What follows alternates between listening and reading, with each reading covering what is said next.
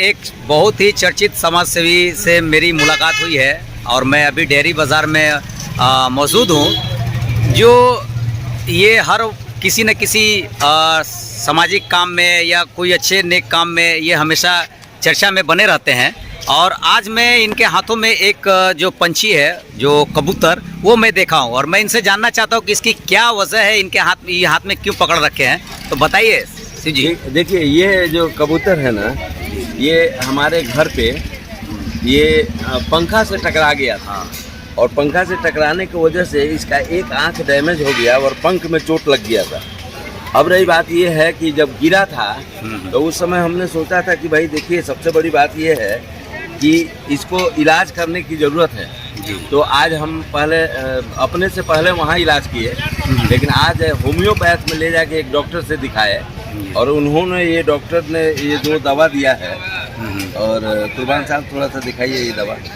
और ये दोनों दवा में एक दवा जो है इसके पंख में जो चोट लग गया उसको, और दूसरा दवा इसको पिलाने के लिए दिया है। तो बिहार होम्यो हॉल के जो डॉक्टर बैठते हैं वो और वो होम्यो हॉल वाले ये दे दिए हैं और बहुत खुशी की बात है। लेकिन एक चीज़ हम कहना चाहते हैं कि आप सोचिए कि आपके आंखों के सामने कोई भी पक्षी को, चाहे कोई भी जानवर को चोट लगता है तो कितना दर्द होता है। क्या कि इसी को हम दर्द बोलते हैं। क्या कि अपने जैसा दर्द जब तक महसूस नहीं कीजिएगा किसी को दर्द को, तब तक आप ध्यान नहीं दीजिएगा। ये संवेदनशीलता मनुष्य में होना भी चाहिए, क्योंकि मनुष्य को ही बोला जाता है अशरफुल मखलूक। अशरफुल मखलूक अगर कोई है तो वो इंसान है। लेकिन इंसान आजकल एकदम माने संवेदनहीन हो गया है, जिसका उदाहरण आप देख सकते हैं कि यहाँ पे एक हाथी आया हुआ था। जी। वो हाथी को इन लोगों ने रेस्क्यू नहीं कर पाए और उस हाथी को मार दिया इन लोगों ने। दोषी किसको मानते हैं? हमें ऐसा लगता है कि देखिए, वन विभाग जो है, वन विभाग के जितने भी यहाँ पे रिस्पॉन्सिबल पदाधिकारी है, उन लोगों ने संवेदनशील होकर उस हाथी को रेस्क्यू करने में अपनी भूमिका नहीं निभाया। इसीलिए वो मतवाला होकर इधर उधर घूमता रहा, अंत में जाके बिजली के तार से टकरा के उसकी मौत हो गई।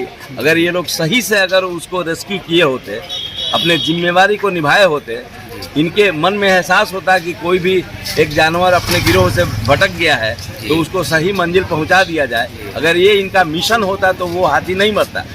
तो जंगल के राजा हाथी को इन लोगों ने मार दिया है और हमें लगता है कि उचित कार्रवाई इन लोगों पे होना चाहिए। और हमें ऐसा लगता है कि अगर एक आप हाथी को नहीं बचा सकते तो आप किस मुंह से कह सकते हैं कि आप वन रक्षक हैं और वन पालक हैं?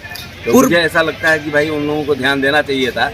जैसे कि लोगों का कहना है, स्थानीय लोग भी आज ये बहुत बड़ी चर्चा का विषय बना हुआ है कि कुछ वर्ष पहले भी एक डेयरी का जो आपका पोस्ट एरिया जो कहा जाता है, लाला कॉलोनी में भी एक तेंदुआ आया था और उस तेंदुए को बंद कमरे में, वहाँ के लोगों ने बंद कमरे में बंद कर रखा था और महज हमको लगता है कि 7-8 घंटे तक वो तेंदुआ कमरे में बंद था। उसके बाद भी वो लोग रेस्क्यू नहीं कर पाए थे। इसको कैसे देखते हैं आप, क्या कहना चाहेंगे? बड़ी बात है कि ये लोग प्रैक्टिस में नहीं है। जितने भी पदाधिकारी आ रहे हैं ना, they are not in practice.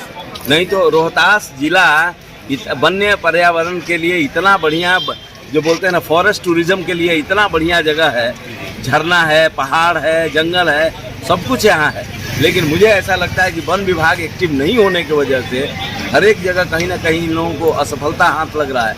उसी तरह ये लोग तेंदुआ को पकड़ने में और उसको रेस्क्यू करने में सफलता इन लोगों को नहीं मिली। इधर हाथी भी मर गया। तो मुझे लगता है कि वन्य जीवों के लिए तो आजकल बड़ी परेशानी हो गई है। हम इसे सोनेसिया क्षेत्र में, जहाँ पे आप सोन के किनारे सत्तार पीर के बगल में बहुत से पेड़ पौधे हैं, वहाँ पे ये जो है ना कबूतर या दूसरा चिड़िया जो है ना वहाँ पे घूमते हुए चला जाता है। वहीं पे हमारा घर बना हुआ है। तो मेरे कहने का मतलब कि उसमें वो जो एक होल था जिसके अंदर से घर में आ गया और वेंटिलेटर का रोशनदान, रोशनदान की वजह से आ गया और उसके बाद वहीं पे 2-4 दिन रहा था।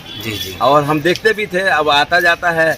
लेकिन रात में वहाँ टकरा गया जो पंखे से ना, जिससे इसकी हालत हो गई। तो हमने इसको पहले इलाज किया और उसके बाद आज एक होम्योपैथ के डॉक्टर से, बिहार होम्यो हॉल में जो बैठते हैं, उनसे इलाज करवा के और इसको ले जा रहे थे। तब तक आपकी याद आई और हमें लगता है कि यूपी आज तक के सामने उनके दर्शकों से हम कहना चाहते हैं कि भाई थोड़ा जानवरों पर भी, जो बोल नहीं सकते, उन पर भी ध्यान दिया जाए। और हमें ऐसा लगता है कि हम लोग वॉइसलेस बनेंगे।